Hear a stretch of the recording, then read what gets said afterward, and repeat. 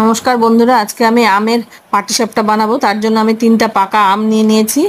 আর একটা বোলের মধ্যে 1 কাপ ময়দা, 1 কাপ সুজি আর 1/4 কাপ চিনি নিলাম। 2 কাপ জল দিয়ে ওগুলোকে ভিজতে দিব। আমি আমটাকে ছুলে নিয়ে মিক্সিতে ঘুরিয়ে একটা পিউরি বানিয়ে নিয়েছি। এবার ওই পিউরিটা আমি ময়দার ঘোল আর সুজির ঘোলের সাথে মিশিয়ে একটা ঘোল তৈরি করব আর কিছুটা রেখে দিলাম। এর মধ্যে আমি নারকেল কোড়া মিশিয়ে একবার মিক্সি চালিয়ে নিয়েছি। এবার নারকেলের মিশ্রণটার মধ্যে 2 টেবিল চামচ চিনি দিয়ে অল্প দুধ দিয়ে পাক দিয়ে নিব। আর নামানোর আগে 1 চামচ সুজি দিয়ে নিয়েছি। ব্যাটারের মধ্যে আমি 1 চিমটি নুন মিশিয়ে তাওয়াটা গরম করে তেল ব্রাশ করে নিলাম। এবার 1 হাতা করে ব্যাটার ওর মধ্যে দিয়ে তাওয়াটার মধ্যে দিয়ে ঘুরিয়ে নিব।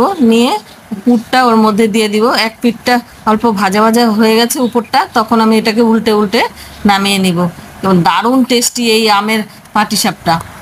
ভিডিওটি ভালো লাগলে লাইক, শেয়ার আর সাবস্ক্রাইব করার অনুরোধ রইল।